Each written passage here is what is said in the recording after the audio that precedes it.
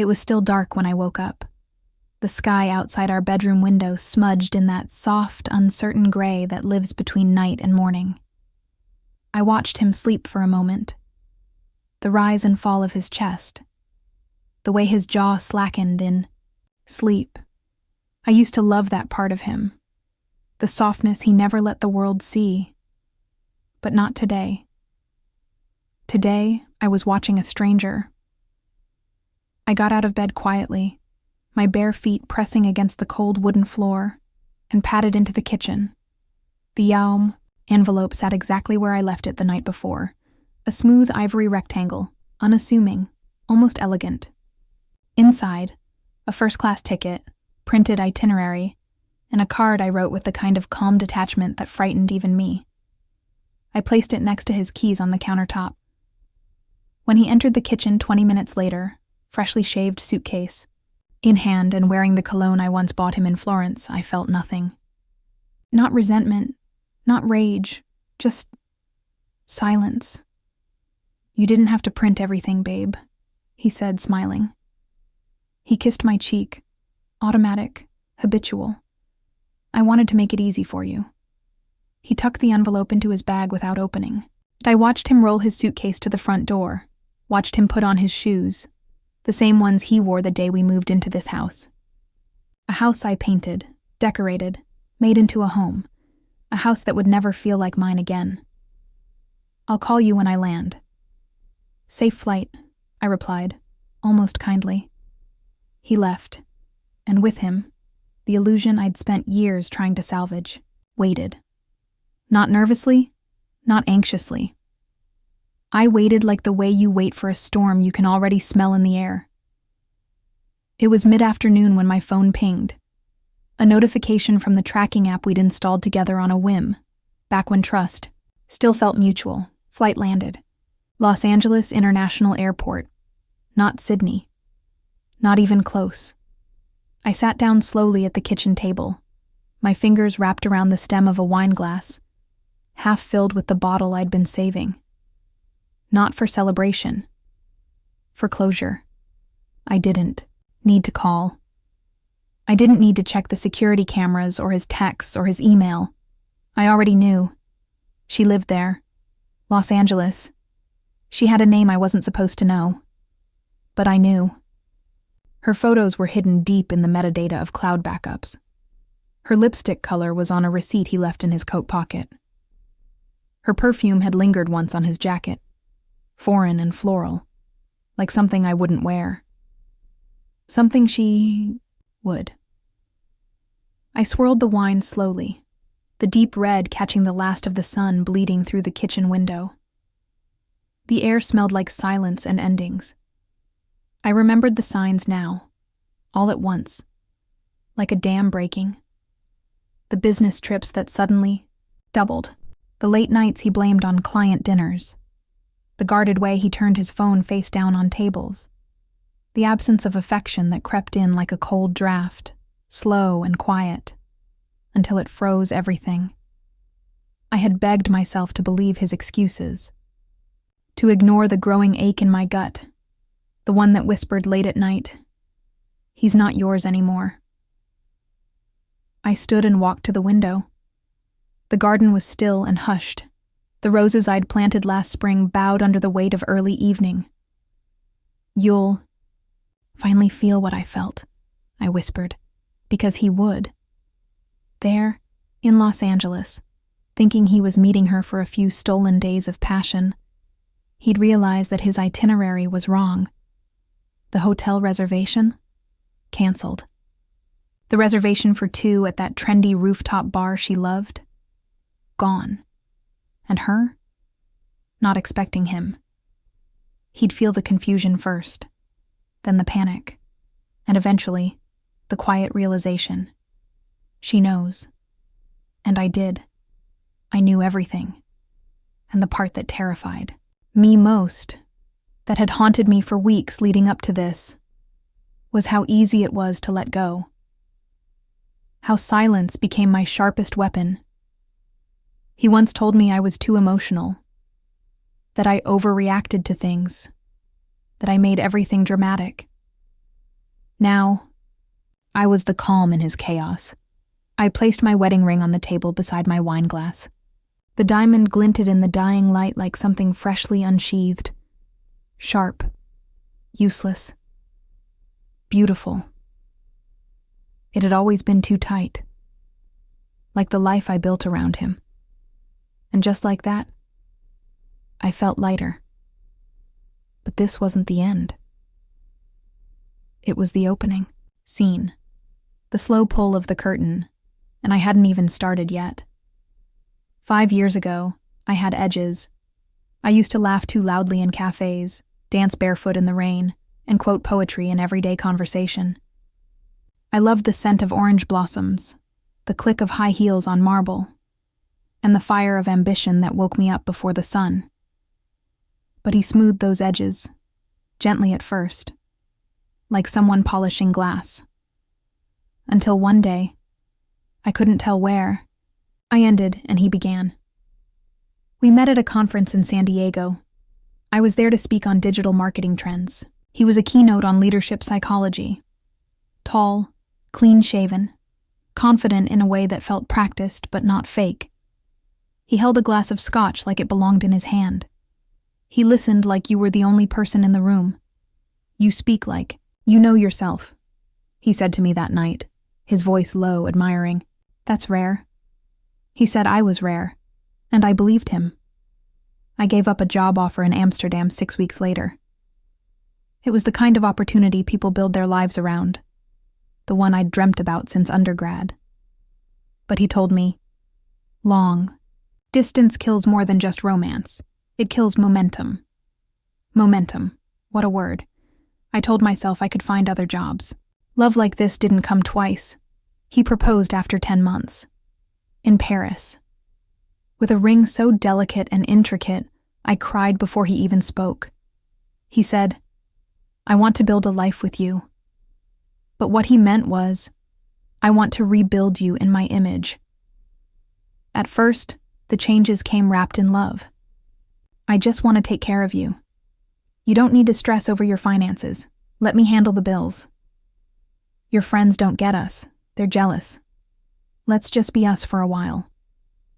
That dress is gorgeous, but maybe something more modest for dinner with my partners, always said softly, always with a hand at the small of my back. My mother noticed. Mothers always do. She cornered me one afternoon, her hands kneading the hem of her cardigan. He's polished, she said slowly, but you've grown quiet around him. That's not like you. I brushed it off, told her she didn't understand him, that he was a protector, a real man. But deep down, something in me flinched. The first time I censored myself in conversation, skipping over a story about a drunken girls' night because I knew he'd frown. It felt like nothing, like compromise. Isn't that what love is? But then came the months, the years, the slow erosion. I stopped painting, stopped writing, stopped reaching out to old friends. Messages from them became sporadic. Invitations stopped altogether. I told myself life just got busy. He called me his calm, told me he loved how grounded I was, that I wasn't like other women, that I didn't need attention or drama, and I mistook that for praise. I started wearing softer colors, beige, cream, dove gray. I stopped buying perfume. He said the one I used to wear gave him headaches, so I wore his cologne sometimes, just a spritz on my wrist. Something neutral, something clean. I used to keep a journal. Still do, though now it's more like a secret confession booth. I hid it beneath the thick old sweaters in the back of the closet, the ones he said made me look unshaped. Page after page, I charted my unraveling June 12th. He told me he missed the girl who used to laugh so freely. I asked what happened to her. He said, life happened. We all have to grow up sometime. October 3rd. He bought me earrings, tiny pearls. I smiled and said thank you. I didn't tell him I liked the wild dangling ones, the kind that brushed my collarbones. I haven't told him things like that in months. December 27th. Sometimes I look in the mirror and try to remember what I looked like before him. I can't. There was a photo of us in the living room, framed in gold, positioned just right, so the afternoon sun always touched our smiles. He had his arm around my waist. I was wearing that green dress he hated. I had insisted on wearing it, that day. Said I felt powerful in it. He hadn't smiled the same in that photo, only I could tell. When I found the other woman's name, buried in a credit card statement from a weekend, he said he'd spent visiting a sick client's mother. Something inside me didn't shatter. It settled. Because by then, I wasn't even surprised. I had built a home around his silence. I had made a temple out of tiptoes. I had become soft enough to bruise. And he had built me that way. Not with fists, not with screaming, but with quiet corrections, gentle manipulations, and a devotion that disguised itself in control. I loved him once. Truly. Fully. But the woman he wanted wasn't the woman I was. She was quieter, smaller, grateful. And now I was mourning her, not him. He came home 2 days later than planned. Said his Sydney meetings had been extended. I didn't flinch when he said it. Just smiled. Quiet. Still. The kind of calm that lives beneath hurricanes. He walked through the door smelling like citrus and musk. Not the aftershave I bought him last Christmas. This was warmer, sweeter, almost feminine, like honeysuckle left too long in the sun. I hadn't worn perfume in months, ever since he told me he preferred me natural. Funny, how that word always meant smaller, less. He looked good, tanned in a way Sydney Winters didn't explain, his shirt unbuttoned just enough to make it look casual, like he didn't care. But he did. He always did. I watched him set his bag down and loosen his watch like nothing had changed, like I hadn't swapped out his ticket while he slept, like he hadn't just spent 4 days with her. "You look relaxed," I said, keeping my voice even. He chuckled, heading toward the kitchen. "Yeah, it was productive. Good air, good food." I followed him, slowly. My fingers skimmed the edge of the kitchen island, smooth marble we picked out together the week after the honeymoon. "Where did you stay?" I asked. He hesitated. Just for a second. Just long enough. "Oh, the Intercontinental. Darling Harbor." He wouldn't meet my eyes. I opened the drawer beside the stove and pulled out the copy of the boarding pass I'd printed. I laid it gently on the counter between us. His face lost all color. "Los Angeles," I said, like I was reading from a grocery list. Not Sydney. Not even the same continent. His mouth opened, closed, opened again. I watched him fascinated. How easily he unraveled when the lie slipped beyond his grasp. I wanted to tell you." "No," I whispered. "You wanted to enjoy both worlds. You wanted me to stay soft and quiet, while she got the version of you who could still lie, with confidence." He looked at me, but I wasn't there anymore. Not really. Something in me had cracked open. And instead of pain, I felt clarity. I didn't sleep that night. While he took a long, silent shower and crawled into bed with guilt, thick around him like steam, I wandered the house barefoot, running my hand across the bones of our life. The photo frames in the hallway. The wine glasses we never used. The folded laundry still warm on the couch. Each item suddenly felt like a set piece. A theater for the marriage I thought we had. At 3 a.m., I climbed the attic stairs with a flashlight in one hand and a glass of wine in the other. My robe dragged behind me like a ghost. The dust up there clung to my skin, familiar and forgotten. In the far corner beneath a box of unused Christmas lights, I found it. Our wedding album, white leather, gold-trimmed edges. Heavy in my hands, like something sacred. I brought it down into the living room and laid it on the floor in front of me. I didn't turn on the lights. Only the moon, spilling through the window, bathed us.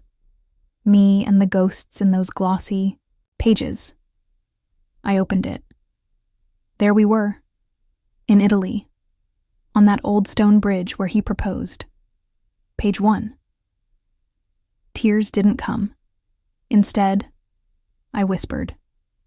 2018. The year you said I saved you from loneliness. I tore the page out slowly, deliberately. The sound echoed, soft and cruel. Next, the ceremony. My mother brushing a curl behind my ear, his hand over mine at the altar. That tight-lipped smile on his face. 2019. The year I stopped painting. Rip, the honeymoon, Paris, my green dress. 2020. You told me the world was too loud and I believed you. So I shrank. Rip, the housewarming. Friends I no longer spoke to. My eyes already dulled by the careful dimming of myself. 2021. The year you stopped saying I love you, but I didn't notice until it was too late. Rip, rip, rip. Page after page, year after year. Smile after smile that now felt like the mask I wore for him. By the end, all that remained were the empty plastic sleeves where memories used to live. I gathered the pieces, torn photos, shreds of my past, and walked barefoot into the garden. The grass was wet with dew, but I didn't care. My robe clung to my ankles. My fingers were shaking, not from cold, but from something deeper. I opened the garden fire pit, piled the pages in, and lit the match.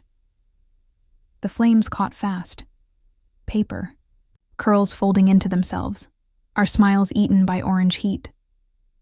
The scent of burning ink and old perfume drifted into the night. I stood over it like a mourner. Not for him. Not for us. For her. The woman I used to be. The woman who believed that compromise meant silence. That sacrifice was proof of love. That being loved meant being less. As the fire consumed the last of the album, I pressed my wedding ring into the hot edge of the metal, just long enough to feel the sting. Then I dropped it in. The diamond hissed, and I felt something shift in me. Not anger, not yet, but survival. The realization that he didn't just cheat on me. He erased me, rewrote me. I wasn't just burned by betrayal. I was scorched by years of subtle shaping, quiet control, and the illusion of devotion. He would wake up tomorrow and still believe he had time, that he could fix it. But something in me had already walked away, and she wasn't coming back. I left in the middle of the afternoon. No screaming, no broken plates, no final word, just silence. The kind that wraps around your throat and pulls, not to hurt you, but to wake you up. I packed only what mattered. My journals, 2 faded photo albums I wasn't yet ready to burn, my grandmother's quilt, and a pair of boots that still smelled like salt from that forgotten weekend by the sea. I left the wedding album in the fireplace, charred and curled at the edges, still faintly smoldering. The apartment I found was small, tucked between a laundromat and a thrift store on Green Street. The kind of place no one would look for someone like me.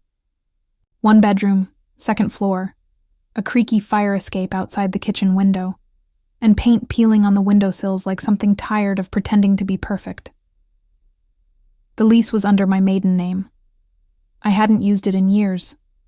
Seeing it on paper, again felt like a ghost pressing a hand to my chest. A reminder that I had once belonged to myself. The first few nights, I slept with the lights on.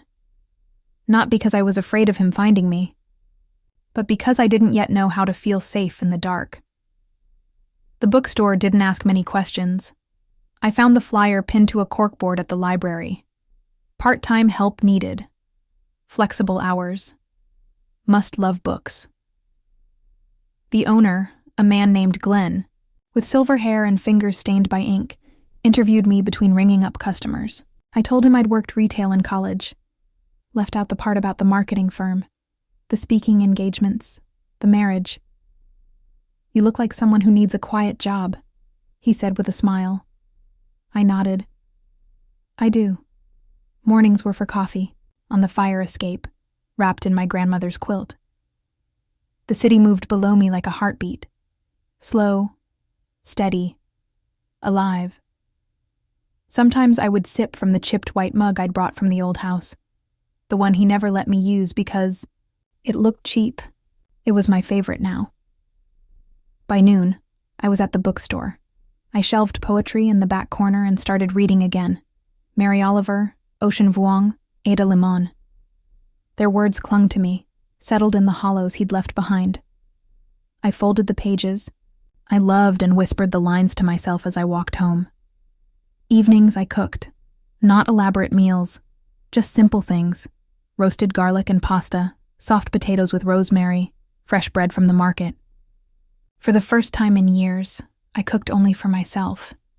No one to please. No one to ask if it needed more salt. No one to call the dishes too heavy. And at night, I wrote letters I never sent. Some to him, some to myself, some to the girl I used to be. The one who wore perfume that lingered on her scarves and lipstick that left prints on wine glasses. My therapist's name was Miriam. Her office smelled like bergamot and cedar, and she wore rings that clicked gently when she adjusted her glasses. I liked her before she even spoke. The first time I cried in front of her, I apologized. "I'm sorry. I don't even know what I'm crying about." She leaned forward gently, like one would approach a wounded animal. "You're crying because you survived something that took pieces of you. That's worth mourning." Her voice didn't rise. It didn't push. It just stayed. "I thought I was crazy," I whispered once, during our 4th session. He never hit me, never yelled. He just made me small. She nodded. "That's called coercive control. Emotional abuse, and no, it doesn't need bruises to leave damage." I broke then.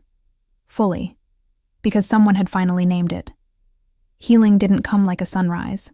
It came like rain on dry earth. Slow, uncertain, reluctant at first.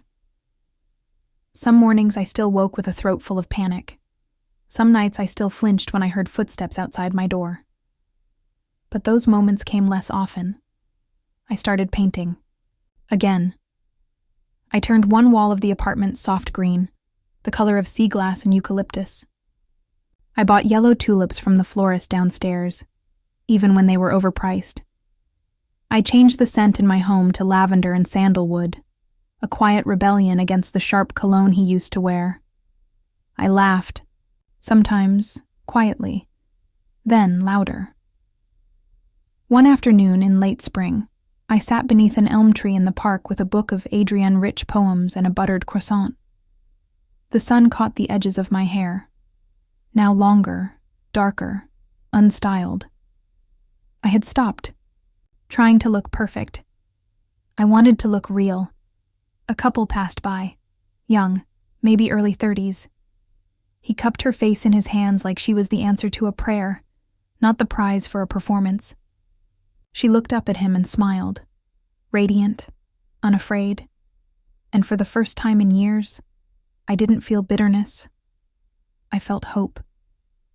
Something soft cracked open inside my chest, like a room that had been locked for too long, letting in fresh air. That night, I lit a candle and opened my laptop. Not to.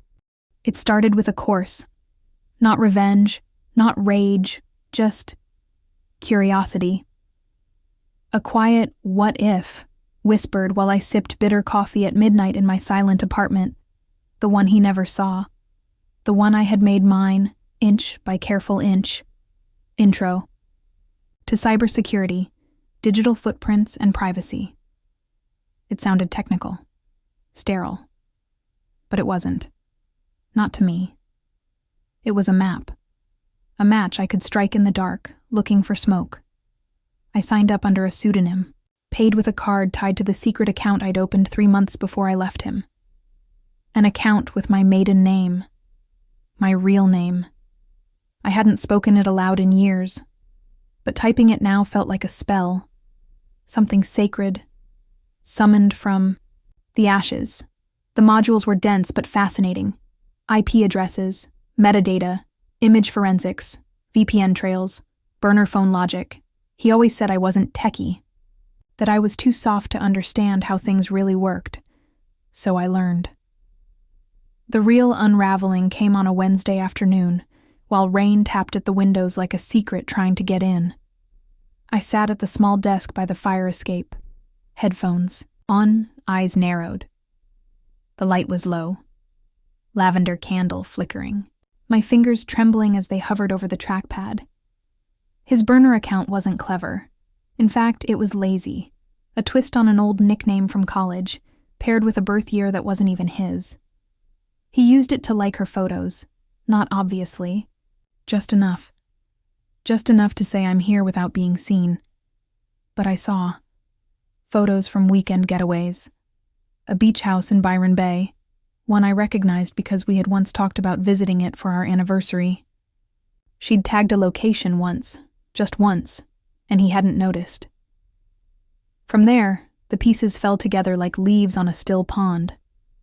Airbnb receipts, traced through forgotten email confirmations linked to our shared travel folder. He never thought I'd remember the login, flight tickets, dinner reservations, hotel spa invoices, and then, the worst of it. A photo, not just of her, of them, at a party, our party. Years ago.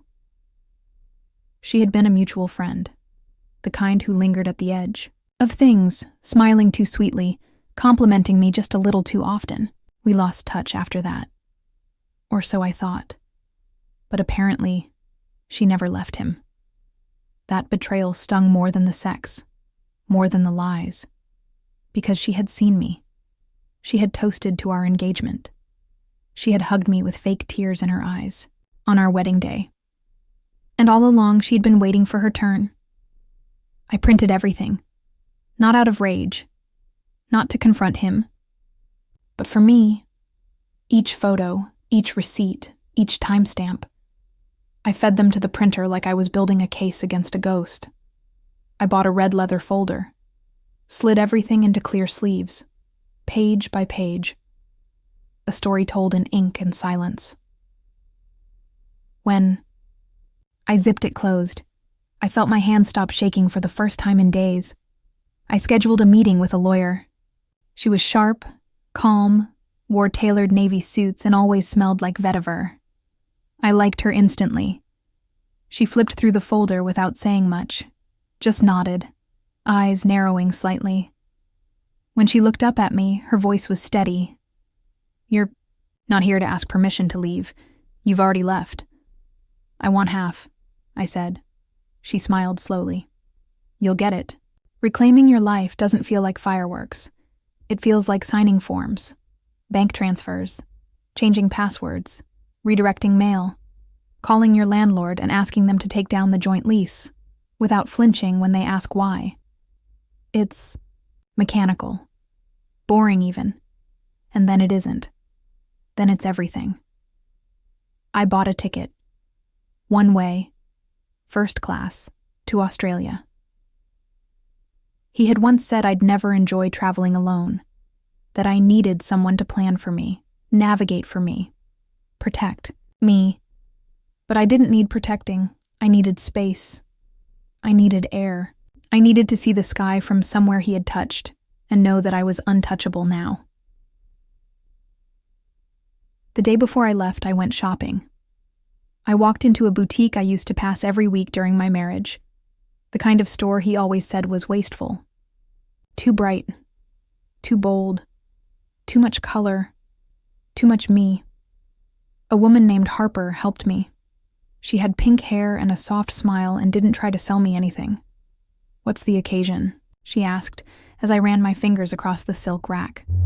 "Freedom," I said. She didn't laugh, just nodded. "Then you need the red one." It was silk, floor length, slid up one thigh. The kind of dress I used to say I didn't have the body for. But when I put it on, I didn't see imperfection. I saw survival. I saw blood and fire and rebirth. I cut my hair that night. Not all of it. Just enough to change my silhouette. Enough to feel different in the mirror. Enough to let the wind touch the nape of my neck without asking. I pulled out an old box from the back of my closet. Inside was the red lipstick I used to wear when I first met him. Before he said it was too loud, before I muted myself for him, I applied it slowly, reverently, like war paint, like prayer. Then I did something I hadn't done in years. Sprayed my favorite perfume, the one that always reminded me of wildflowers and warm skin, and I didn't worry if it would be too strong. I wore the silk dress. I stepped out onto my tiny fire escape, barefoot, holding a glass of chilled white wine. And I stood there, in the dark, under a sky full of stars, breathing in the scent of lavender and freedom. Somewhere below, the city hummed with strangers and headlights. Somewhere far away, he might have sensed something shift, a thread snapping, a name slipping from his grasp. Because I wasn't his anymore. I wasn't hers either. I was mine. And for the first time in years, I wasn't burning, I was becoming. They called him over at customs. He told the story later, or at least his version of it. Standing stiff in a wrinkled linen blazer, jaw tense, voice calculated. The American officer didn't smile, didn't look amused. Just held up a form, with a clipped finger, and asked him to confirm the address he'd listed on the landing card. "Sydney," he said coolly. "The Rocks. Apartment 4C, if I remember correctly." "You remember incorrectly," the officer replied. He was holding the printout in one hand. The address didn't exist. Not anymore. Hadn't for years.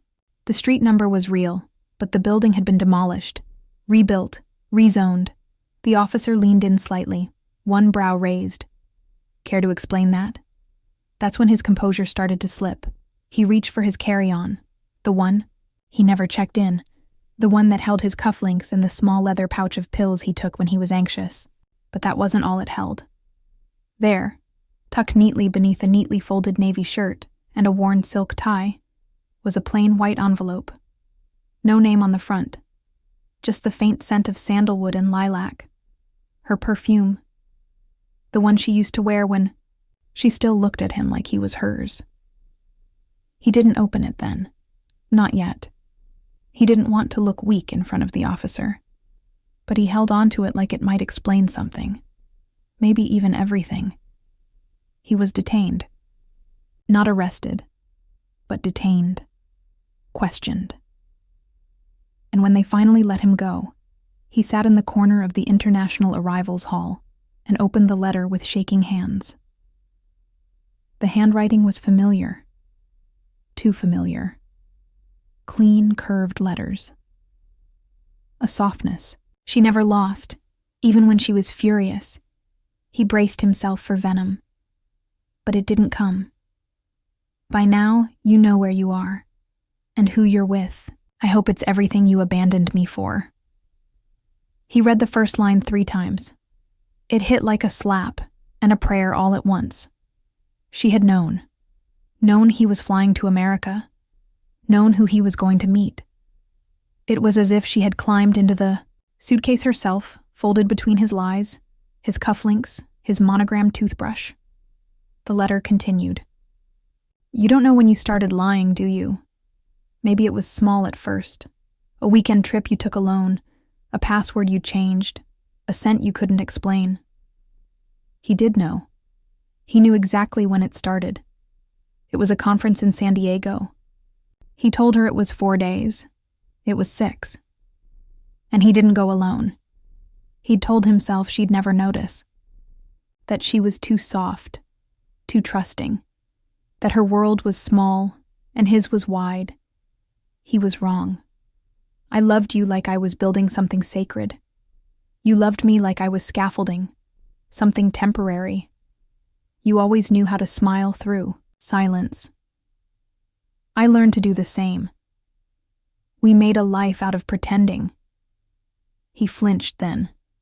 Not visibly, not to the people passing him in the arrival hall, but deep in the ribs, the kind of flinch that bruises without touch.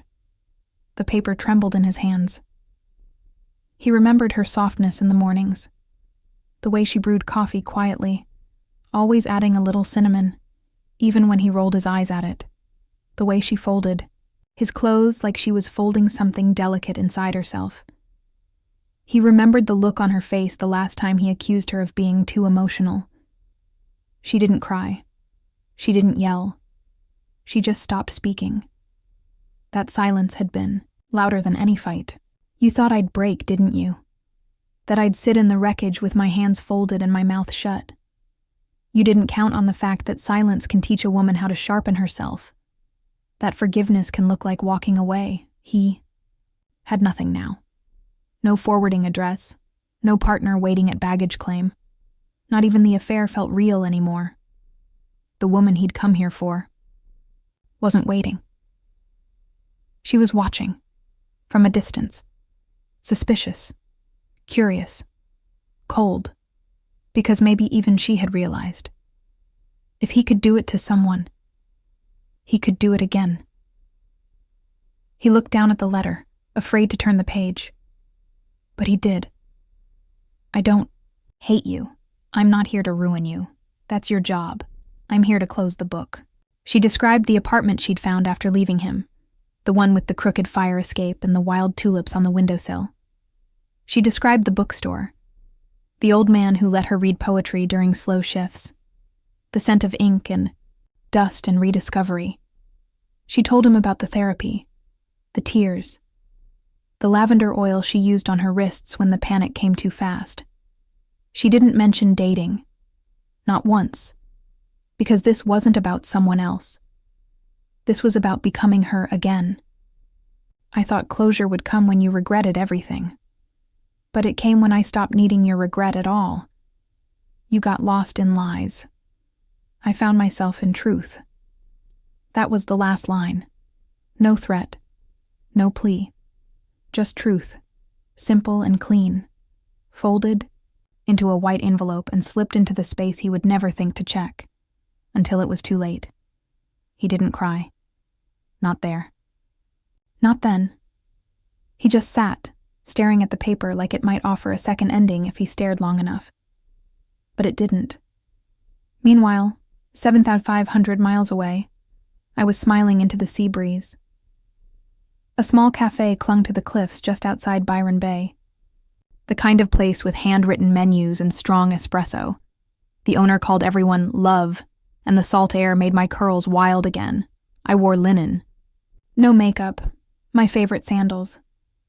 I sat by the window, sipping flat white, watching waves crash against the rocks like they were apologizing for staying away too long. In my bag was a new passport, a new name, the one my mother gave me. Before him. Before marriage. Before I learned to hide pieces of myself to keep someone else whole. Around my finger was a gold ring. Thin. Simple. Inscribed inside. It didn't come from a man. It wasn't a promise of belonging to someone. It was a promise to myself. I wore it on my right hand, sometimes the left, when I felt bold. People often asked, "Who gave it to you?" And I always smiled. I did. There's a kind of freedom in being alone in a place no one expects you to be. No shadows from the past, no explanations. Just air and salt and the sound of your own breath as you realize it no longer shakes. I wasn't healing anymore. I was healed. I didn't need revenge.